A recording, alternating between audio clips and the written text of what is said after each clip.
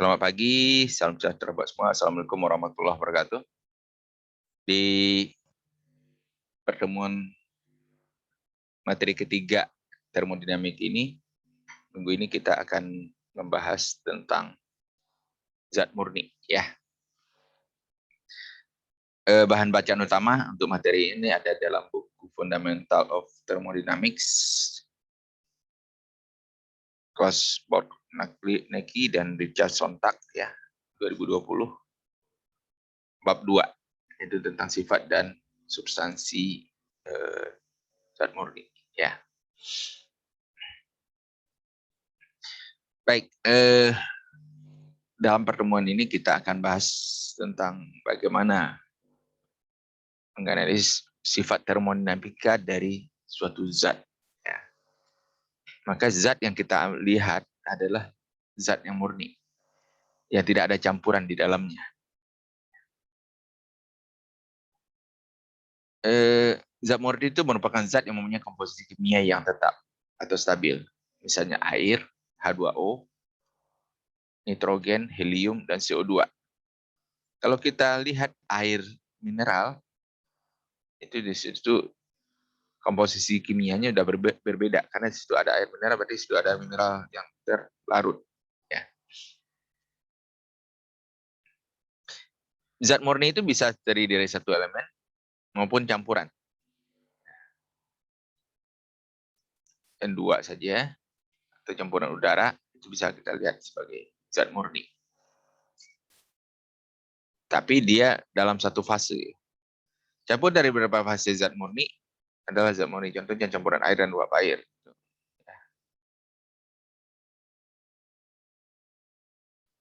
Tapi campuran dari udara cair dan gas itu bukan zat murni.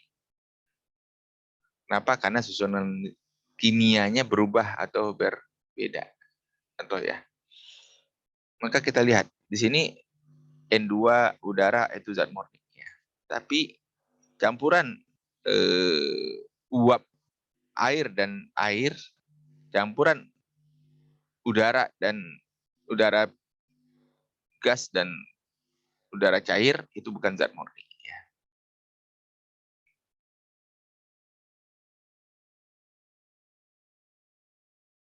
Kalau kita lihat fase dari zat murni, berdasarkan susunan molekulnya bisa kita identifikasi bahwa zat murni itu bisa digolongkan dalam fase padat. Ya. Kalian lihat pulpen yang ada di depan kalian. Ya. Kenapa pulpen depan kalian itu bentuknya tetap?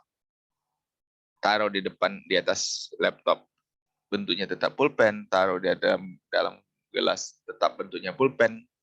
Taruh ditempatkan di dalam piring, bentuknya tidak berubah. Itu karena apa?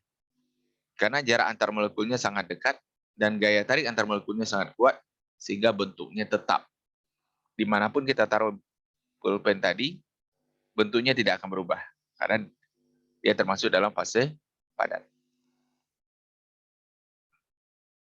Gaya tarik antar molekul yang kuat itu cenderung untuk mempertahankan jarak antar molekulnya yang relatif konstan. Tidak bisa mengubah-ubah bentuk susunan antar molekulnya.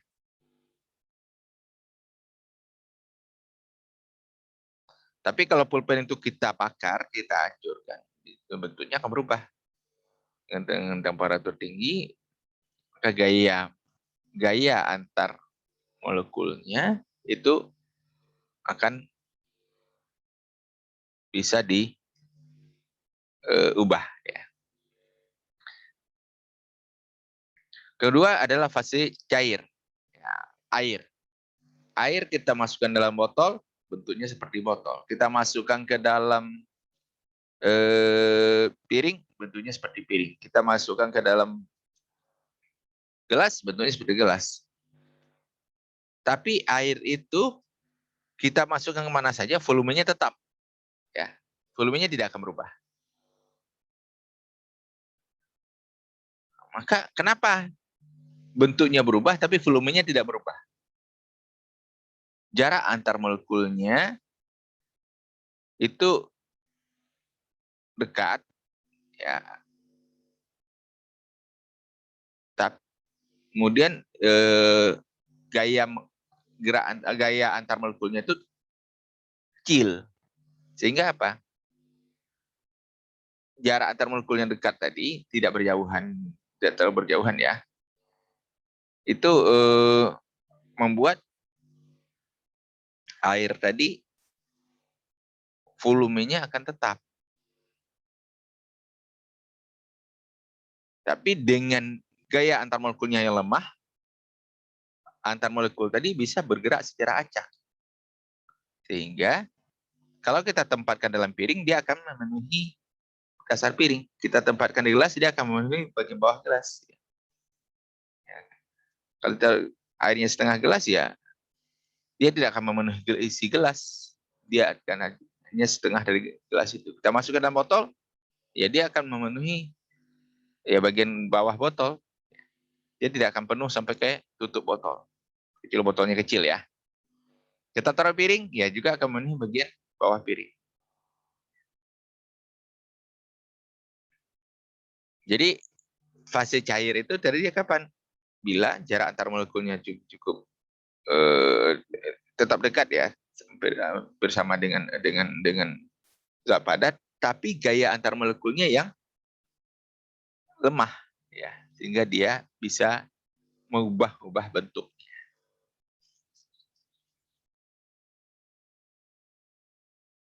Nah, yang ketiga adalah fase gas ya. Fase gas itu apa? Fase gas itu jarak antar molekulnya itu sangat berjauhan ya. Susunannya acak, molekulnya bisa bergerak kemana-mana. Contoh, kalian pernah mengisi balon?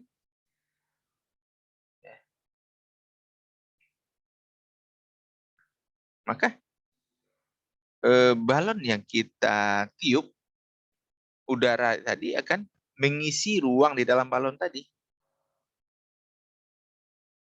Maka ukuran balon tadi akan mengembang dalam arah yang bersamaan ke skala arah. Ya. Maka fase gas, jarak yang berjauhan tadi, susunannya acak, sehingga dia berusaha memenuhi ruang. Ya. Kalau kita isikan udara itu ke dalam balon, dia akan mengubah bentuk balon. Bentuk balon. Kita masukkan ke dalam botol, dia akan mengisi ruang di dalam botol tadi. Kita pindahkan kita lepaskan di ruangan, dia akan mengisi ruangan. Perlu bukti? Udara itu mengisi ruangan? Coba. Kalau ada yang kalian dalam satu ruangan ya, satu orang yang buang angin, apakah, apalagi kalau buang anginnya sedikit bau ya, maka bau dari angin yang dibuang orang tersebut akan menyebar ke seluruh ruangan kan. Nah, itulah bukti bahwa gas tadi, padahal di dalam ruangan itu ada udara kan, maka udara yang dibuang orang tadi akan mengisi ruang-ruang di antara molekul-molekul udara yang ada, sehingga semerbaknya bau yang ditimbulkan itu akan mengisi seluruh ruang. Ya, itu gas ya. Oke, sekarang kita lihat ya, bagaimana sebuah zat itu bisa diubah bentuknya. Kita ambil sekarang misalnya contohnya air ya. Air kita panaskan dengan keadaan tekanan 1 atmosfer, suhu awal 20 derajat Celcius. Ini keadaan awal. Ya. Maka semua zat murni mempunyai kelakuan umum yang sama. Kita anggap ya. Kita ambil di sini air. Kita tekan dengan sebuah piston di sini ya. Ini ada piston, ini piston ya. Ini piston. Piston ini akan membuat di dalam wadah ini hanya air dengan tekanan 1 atmosfer, temperatur 20 derajat Celcius.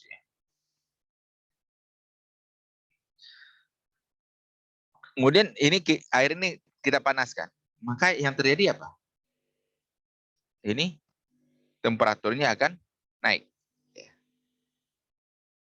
Tapi tekanan di sini kita pertahankan dalam 1 atmosfer. Maka temperatur akan naik, volumenya juga akan naik. Maka pada saat 100 ini akan berubah. Volumenya akan berubah.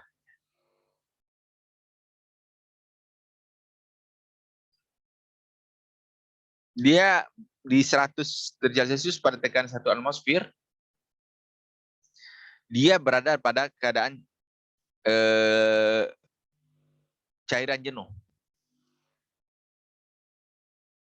Saat mencapai 100. Kenapa? Waktu dia dipanaskan terus, temperaturnya tidak akan naik lagi. Udah sampai 100 di 1 atm, 1 atmosfer, temperatur tidak akan naik lagi. Apa yang terjadi di sini? Molekul air tadi akan berubah fase dari cair ke gas. Dia akan berubah fase di sini. Ya. Dengan penambahan panas yang kita berikan, itu akan menyebabkan air tadi akan mengalami penguapan. Penguapan tadi akan menambah volume dari zat. Dia akan mendorong piston ini ke atas agar tekanan di sini tetap 1 atmosfer. Oke. Waktu kita panaskan terus, maka di sini akan terbentuk uap. Di sini sudah terjadi uap air. Ini uap air. Ya. Di sini maka dia berada pada saturasi campuran uap dan cairan jenuh. Di sini masih ada air yang jenuh, di sini ada uap. Dalam keadaan 3 ya.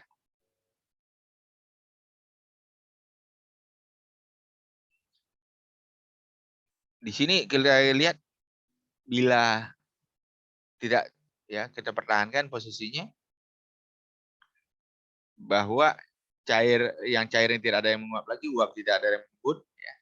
Maka dalam keadaan seperti itu kita katakan bahwa sistem dalam keadaan seimbang.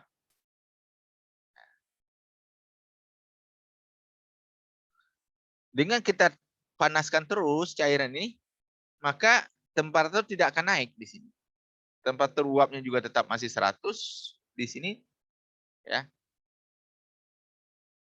Temperatur airnya tetap 100. Yang terjadi apa? Penambahan panas ini meningkatkan jumlah air yang menguap. Jumlah air yang berubah menjadi uap. Ya. Sampai kapan? Sampai semua air ini habis dulu. Sampai semua air habis.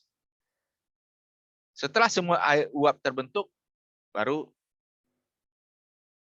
kita lihat berikut. Ya.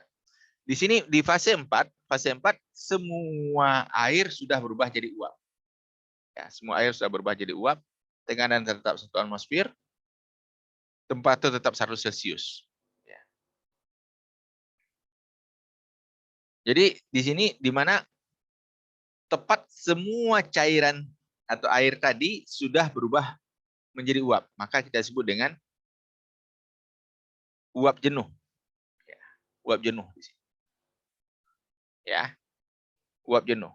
Pada tekanan 1 atmosfer, temperatur 100 derajat Celcius. Bila panas kita kurangi, maka uap ini akan mengembun. Ya.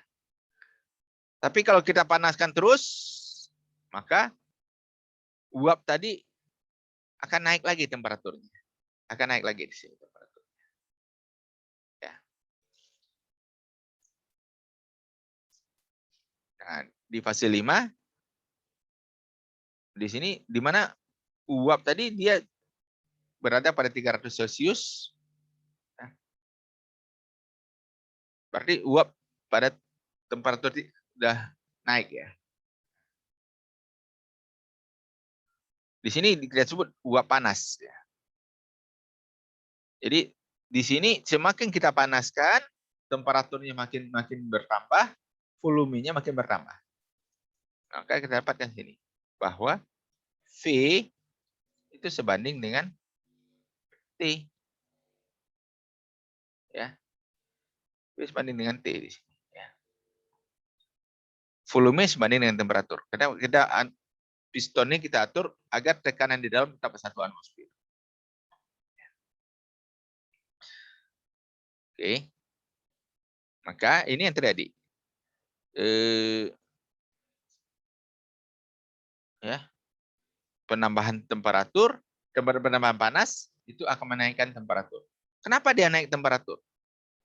Karena dengan panas yang diberikan tadi, maka partikel-partikel tadi dia mendapatkan energi kinetik yang cukup besar. Dia akan bergerak terus. Sehingga jarak antar partikelnya makin renggang. Sehingga dia makin renggang berarti dia akan membuat ruang yang makin besar. Ya kan? Penambahan temperatur akan meningkatkan volume. Ini kita ambil pada tekanan konstan. Jadi gini misalnya kita contohkan ya. Ini adalah posisi airnya. Yang posisi 1 tadi. Kemudian di sini air sudah ada yang menguap pada 100 Celcius di sini. Kalau tekanan 1 atmosfer, ya.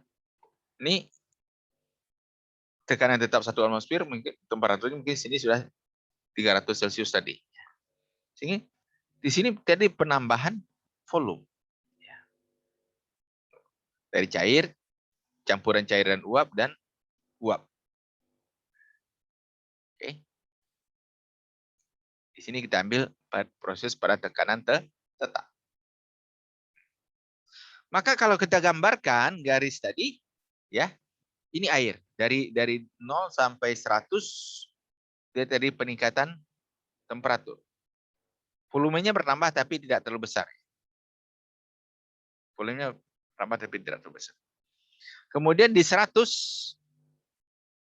ini temperaturnya konstan. Maka di sini terjadi apa? Dengan perubahan penambahan kalor tadi menyebabkan zat cair tadi berubah bentuk jadi uap. Maka ini dia. Ini posisi 3 tadi yang kita sebut dengan keadaan uap jenuh tadi. Campuran air dan uap. Jadi proses 1, 2, 3, sampai 5 ini disebut dengan pemanasan pada tekanan konstan. Kalau kita balik 5, 4, 3, 2, 1 itu adalah pendinginan pada tekanan konstan. Oke, sekarang kita lihat ya. Saudara masih ingat waktu saudara di ketinggian mungkin waktu kita camping di akhir Olimpisme ya, bahwa kita di situ bisa meminum kopi yang baru diseduh pakai air mendidih. Kenapa? Karena makin tinggi posisi dari permukaan bumi, tekanan di situ makin rendah. Tekanan makin rendah, maka air akan mendidih di bawah titik didih normalnya. Tekanan makin tinggi, air akan mendidih di atas garis atau titik didih normal. Kenapa? Makin rendah tekanan, maka jarak antar molekul makin renggang. Jarak antar molekul makin renggang itu akan menyebabkan benda atau apa namanya?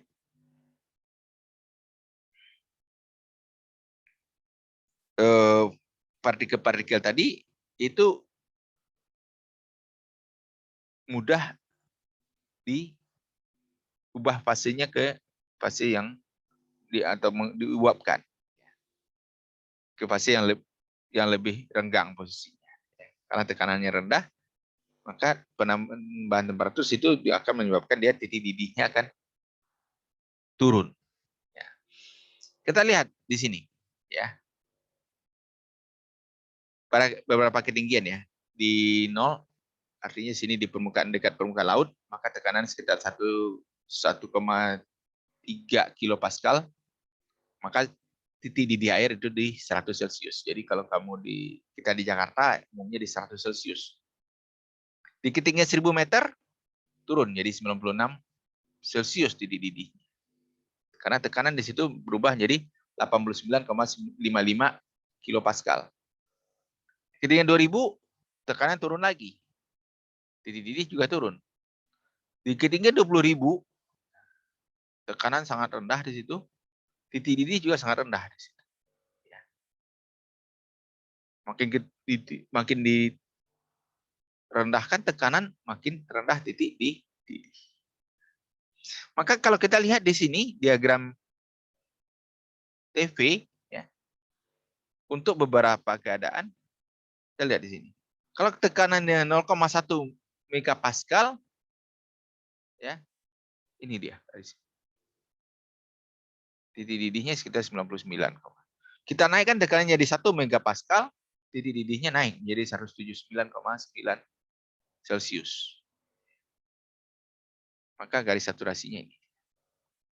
Kita naikkan tekanan jadi 10 megapascal, maka titik didih menjadi 311 Celcius. Maka garis ini. Ya.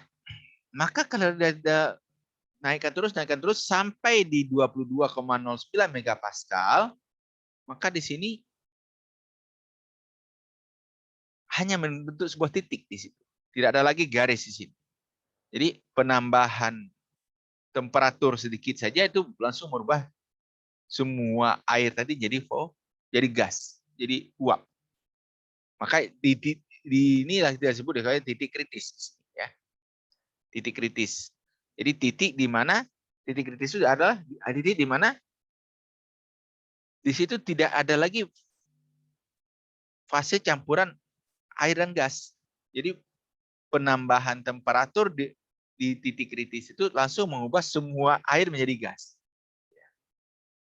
Kalau ini kan bertahap nih, ada panjang waktunya perubahannya, ya.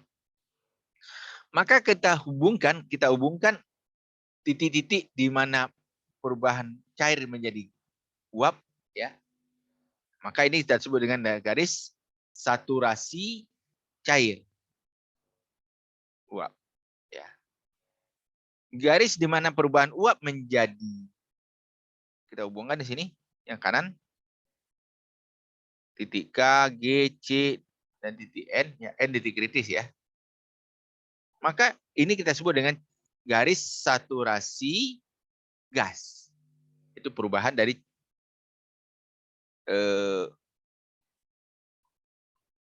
ini perubahan cair ke gas, dan ini suhu gas naik. Jadi di mana semua di titik K ini tepat di titik K, G, dan C ini tepat semua cair sudah menjadi uap semua.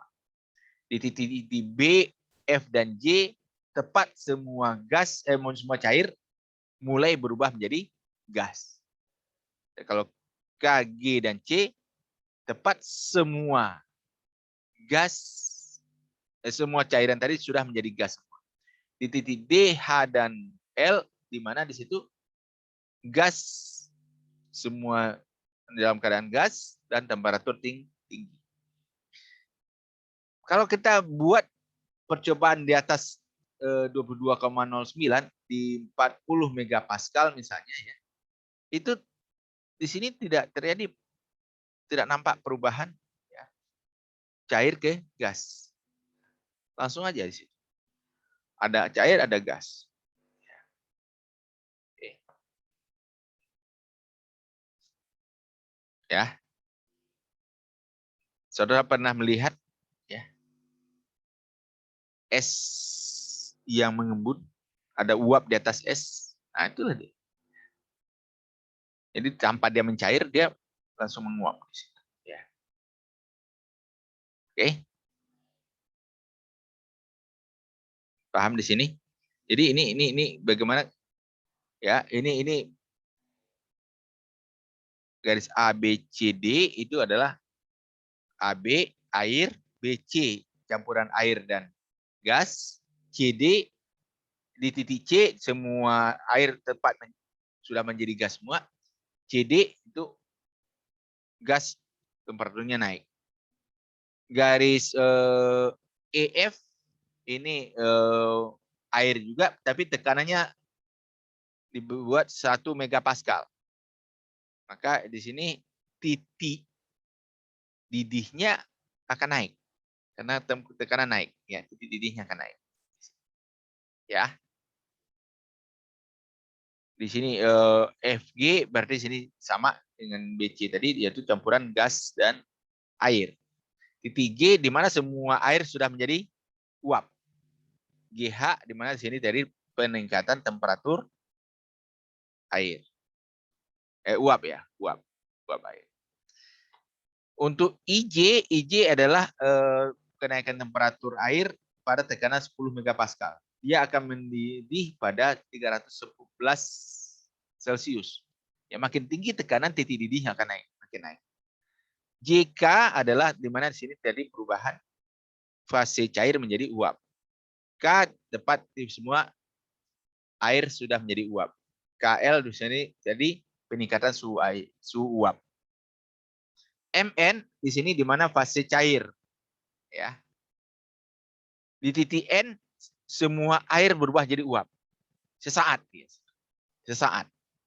Jadi pada tekanan 22,09 ini tidak ada perubahan volume di situ ya. Jadi tiba-tiba air itu semuanya berubah jadi uap.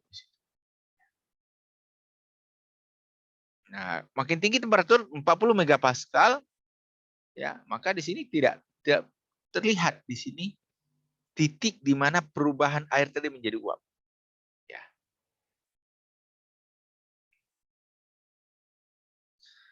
Jadi dari gambar itu dapat kita simpulkan bahwa semakin tinggi tekanan air, maka semakin tinggi pula titik didihnya. Temperatur saturasi merupakan fungsi dari tekanan saturasi. Jadi temperatur saturasi adalah fungsi dari tekanan saturasi. Temperatur saturasi adalah temperatur saat zat murni berubah fase pada tekanan tertentu. Ya. Itu tadi yang ada yang kiri saturasi. Ini saturasi cair dan di sini saturasi uap. Ya, dari saturasi uap. Saturasi cair. Tekanan saturasi adalah tekanan saat zat murni berubah fase pada temperatur tertentu. Jadi makin tinggi temperatur, maka titik saturasi cair dan makin tinggi tekanan, maka titik saturasi air dan titik saturasi uapnya makin tinggi juga temperaturnya. Oke. Maka garis yang menghubungkan keadaan cair jenuh dan uap jenuh akan semakin pendek jika tekanannya makin besar, garis datar tadi. Pada tekanan tertentu ya 22,09 megapascal keadaan cair jenuh dan uap jenuh berada pada satu titik. Ya, tidak ada garis di situ ya. Titik. Nah, maka itulah disebut dengan titik kritis. Untuk air, titik kritisnya sekitar 374,14 Celcius. Tekanan kritisnya adalah 22,09 megapascal. Maka volume kritisnya adalah 0,003155 meter kubik per kilogram.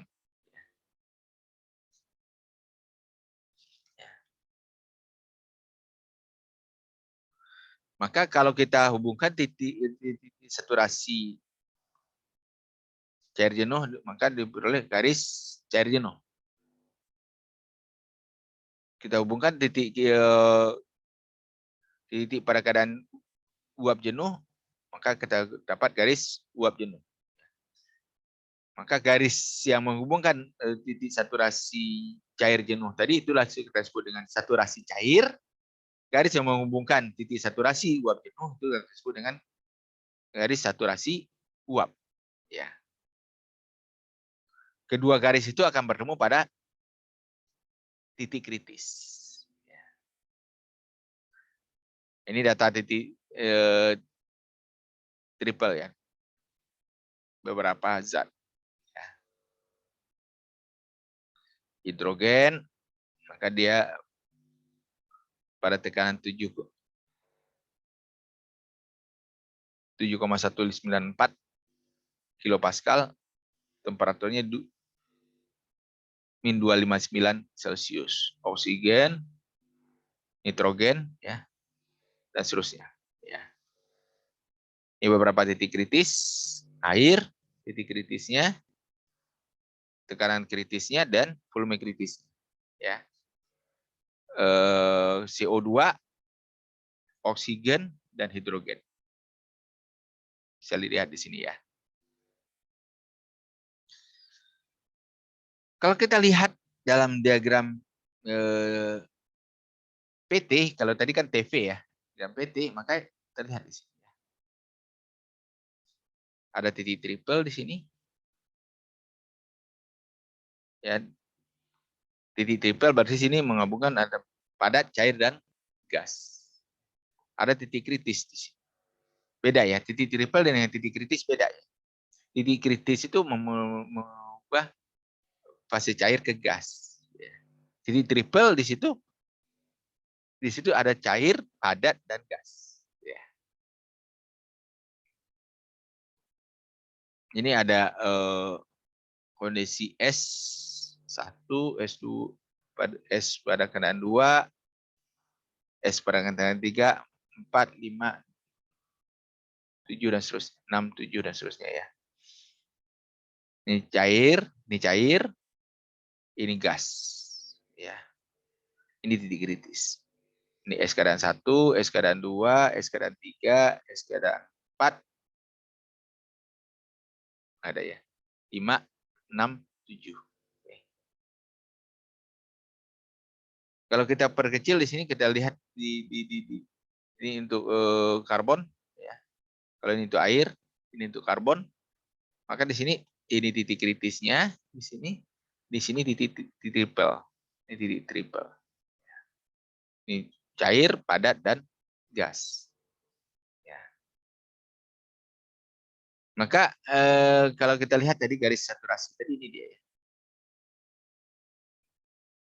Diagram saturasi untuk zat murni. Air contohnya ya. Di sini.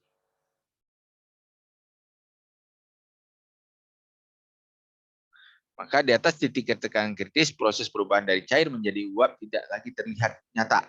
Ya. Jadi perubahan spontan aja di situ. Tidak terlihat di mana kapan dia tiba-tiba airnya hilang saja. Oke. Ini kalau kita buat dalam diagram PV. Maka ini temperatur. Berubah jadi, kalau tadi kan TV ya, ini PV. Jadi bentuk diagram PV ini mirip dengan TV. Maka kita lihat di sini garis temperatur konstan. Juga di sini garis saturasi cair. Ini garis saturasi uap. Ya, di kanan garis saturasi uap, di kiri garis saturasi cair. Kalau kita gambarkan di dalam bidang 3 dimensi, ini adalah bentuk zat yang memuai ketika mencair. Contohnya apa? Selain dari air. Yang lain kalau misalnya kita gas O2, H2 itu memuai. Kalau misalkan mencair dari padat menjadi cair itu akan memuai. Kalau air tidak, ya. Air waktu memuai, waktu mencair dari 0 ke 4 Celcius dia akan menyusut. Maka kita sebut dengan anomali air. Ini diagram 3 dimensinya PVT. Kalau kita gambarkan dalam diagram PT, ini dia di belakang. Kalau ini zat yang memuai ketika mencair. Ya, ini bentuknya. Ini dia diagram PV-nya, ini diagram PT-nya. Ya, yang memegang waktu cair. Ini kira-kira dalam PV-nya. Ya. Kemudian zat yang menyusut ketika mencair. Ini dia. Beda ya. Ada beda di sini. Ini dalam bentuk lain dalam PVT-nya. Ini dalam PT, ini PT, ini PV. Ya. Kalau kita proyeksikan ke bawah, berarti dapat bentuk di diagram TV atau VT. Ya. Nah, ini dia. Pada diagram PV, ini yang menyusut waktu mencair, ini air, ya. Coba lihat di sini. Ini perbedaan di sini ya. Tadi perbedaan di sini dibandingkan tadi. Ini titik triple dan titik kritisnya. Dalam diagram PT terlihat ya. Ya. Ini titik triple, titik kritis di sini, ya. Nah, titik triple nggak kelihatan di sini. Ini zat yang mengembang saat membeku. Menyusut sangat mencair. Titik kritisnya. Perbedaannya di sini ya. Tadi agak kalau dia menyusut waktu membeku atau mengembang waktu mencair, dia akan berbeda. Oke. Di sini terlihat bahwa pada kondisi tertentu fase padat, cair, dan gas berada dalam keadaan seimbang. Pada diagram PV, TV, keadaan ini akan dibentuk satu garis yang disebut dengan garis triple. Jadi kalau dia garis, maka disebut dengan garis triple. Dan di situ pada cair dan gas. Kalau dia berada pada sebuah titik, maka kita sebut dengan titik triple. Maka kalau dalam diagram PT, dia terlihat sebagai titik, maka itu disebut dengan titik triple. Titik triple air ada pada 0,01 Celcius. Tekanannya 0,06113 kilopascal. Titik kritis. Titik triple. Sorry. Titik triple. Beda dengan titik kritis ya. Ini titik triple. Ya. Ini titik kritis. Ya. Ini padat. Di sini mencair. Oke. Ini liquid di sini, ini gas. Ini zat yang mengembang waktu membeku. Ini zat yang menyusut waktu membeku. Ini bedanya di sini. Ya. Ini yang membedakan. Ya. Ini mengembang waktu membeku atau menyusut waktu mencair. Air. Ini dia. Ini air. Ini selain dari air. Zat yang mengembang waktu membeku atau menyusut waktu mencair. Sorry, ini air. Ini selain dari air ya. Sorry. Ini menyusut waktu membeku. Ini selain dari air. Yang di kanan selain dari air. Yang putus-putus dia adalah air. Ya. Oke. Diagram PT ini sering disebut juga dengan diagram fase karena dalam diagram PT antar tiga fase dipisahkan secara jelas. Masing-masing dengan sebuah garis. Ketiga garis tersebut tadi kita lihat ya bertemu di satu titik. Itu disebut dengan titik triple. Garis penguapan berakhir di titik kritis karena tidak ada batas yang jelas antara fase cair dan fase uap. Jadi kalau titik kritis itu hanya melihat dari fase cair ke fase uap. Titik triple di situ ada fase cair, uap, dan padat. Ya, bertemu di satu titik itu. Ya. Jadi di situ ada air yang tidak membeku, ada es yang tidak mencair, ada uap yang tidak mengembun. Ya. Itulah titik kritis, titik triple. Maka tidak ada zat yang berada pada fase cair jika tekanannya berada di bawah tekanan titik triple.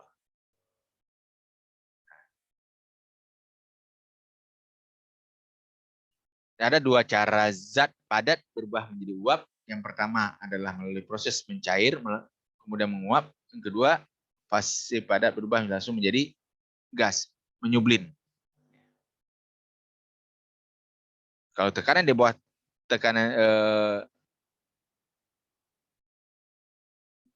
tekanan titik triple, maka di situ padat langsung menjadi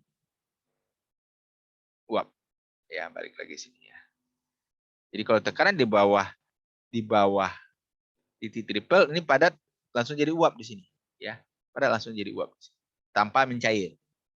Tapi kalau di atas titik triple, maka padat cair dulu baru uap, ya. Oke.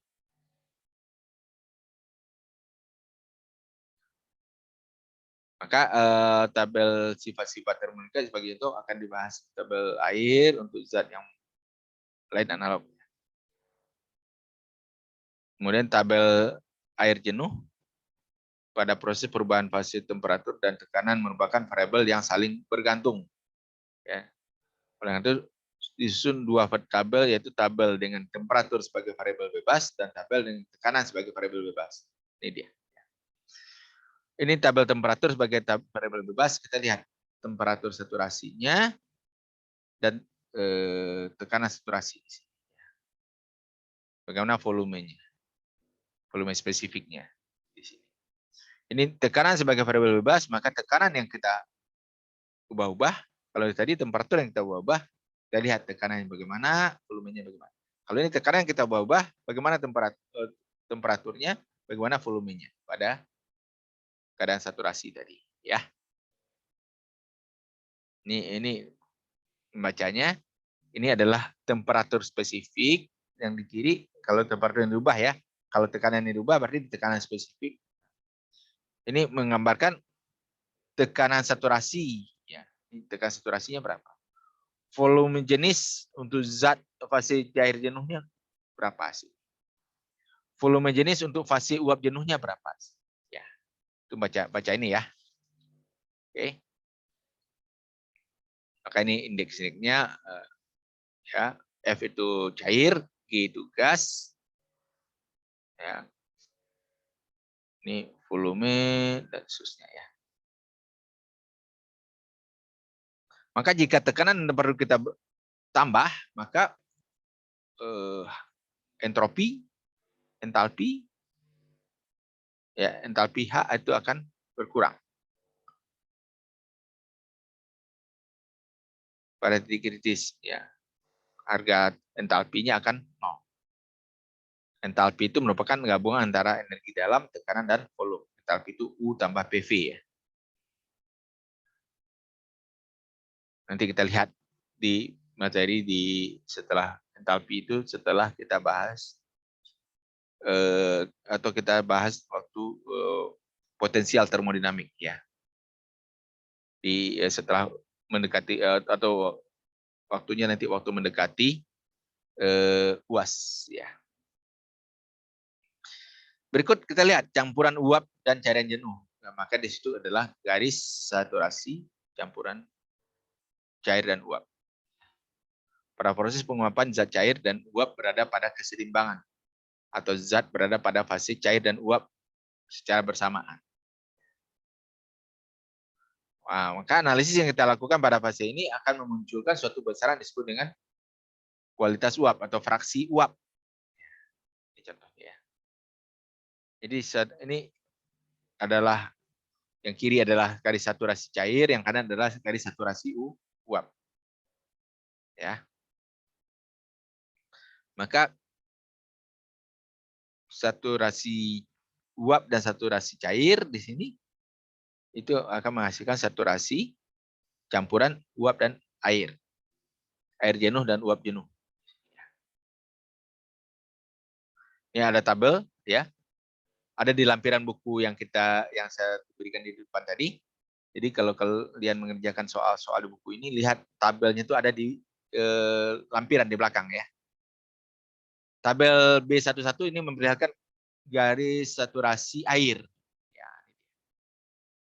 Ini ada berlanjut ya, ada sampai tekanannya tambah lagi di buku itu ya. Di sini saya tidak ambil semua sampai hanya 65 Celcius. Kemudian ini temperatur, ya. Kalau tadi adalah ini temperaturnya 0 sampai sekian, ya. Ini volume spesifik, energi internal, sini entalpi dan entropi, ya. Ini tabelnya menyambung ke kanan, ya. Oke, ini kondisi ini sama tabel tadi, ya.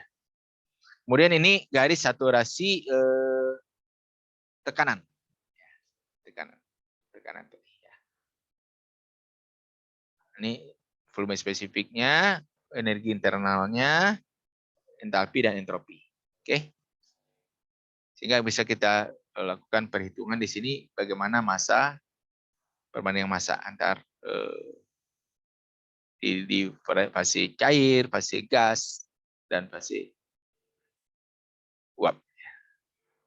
Maka ini sifat-sifat termodinamik, ya. Kita lihat untuk energi dalam, entalpi, entropi, dan lain-lain.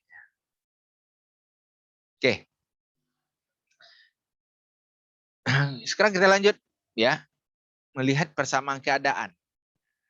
Ya, persamaan keadaan. Yang pertama kita lihat untuk gas ideal. Maka di sini menghubungkan tekanan, temperatur, dan volume dari jenis suatu zat.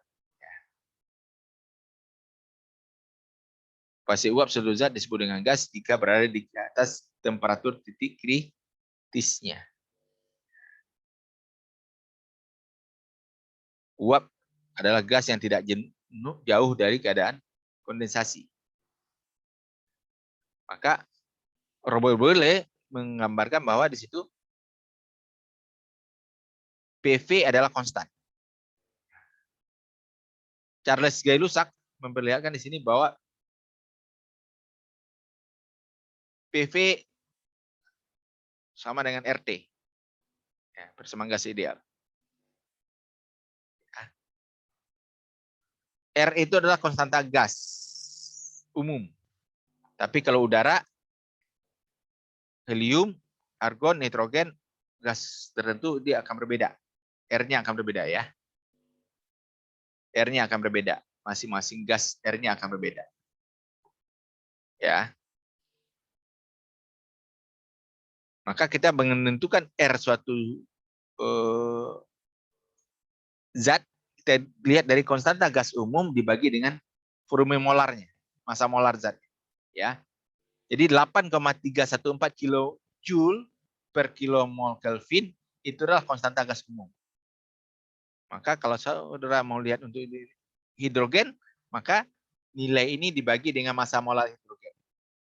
Untuk oksigen, nilai ini dibagi dengan massa molar zat apa yang kita lihat. Kalau oksigen, ya dengan massa molar oksigen pembaginya ini, M-nya ini. Kalau oksigen, massa molar oksigen. Kalau nitrogen, massa molar nitrogen, dan seterusnya, ya. Oke, maka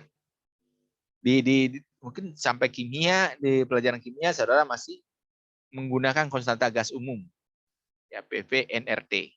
R-nya itu konstanta umum. Tapi sekarang saudara harus mengganti memori saudara bahwa kita harus menghitung R itu untuk masing-masing gas akan berbeda-beda.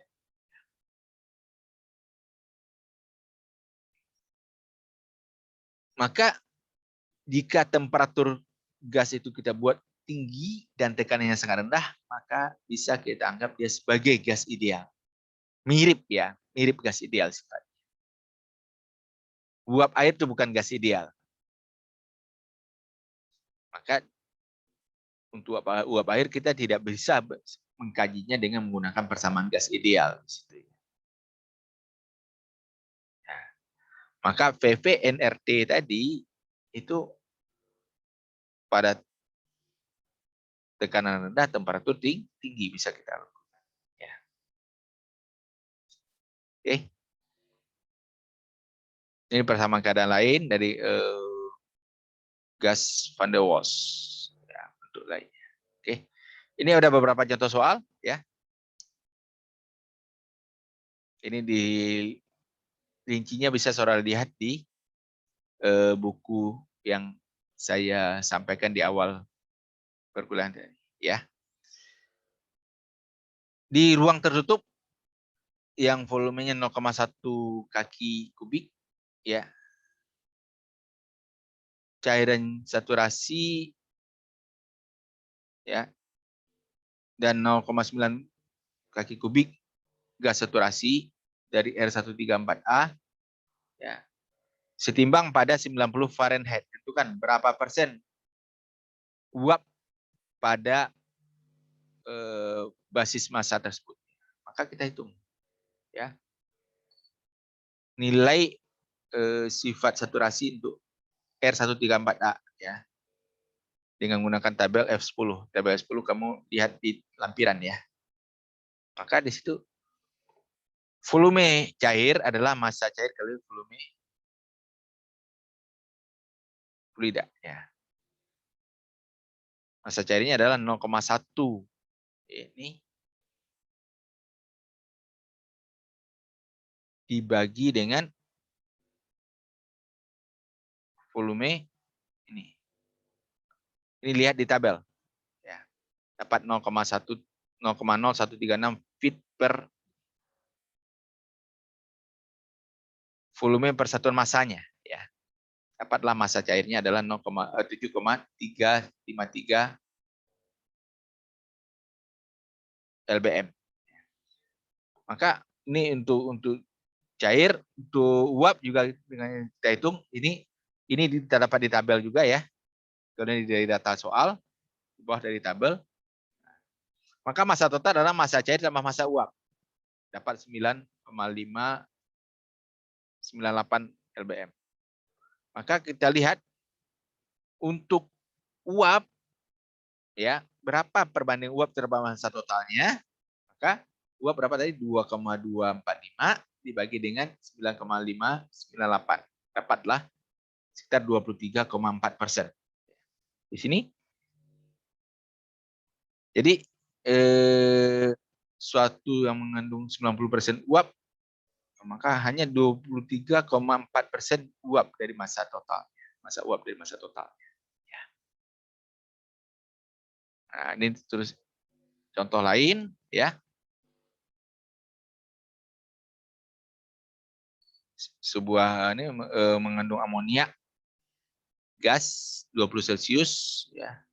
Yang dipanaskan dituliskan di sistem pada temperatur 40 Celcius. Berapa tekanan konstannya berapa? Ini perhitungannya. Dia buat di volume konstan. Di volume konstan. Ya. Ini. Oke.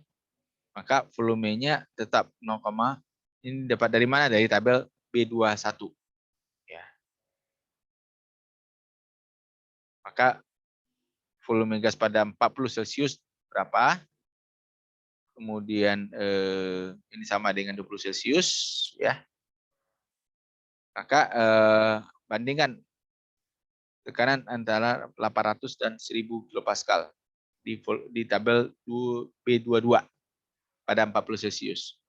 Maka kita dapatkan di situ tekanannya menjadi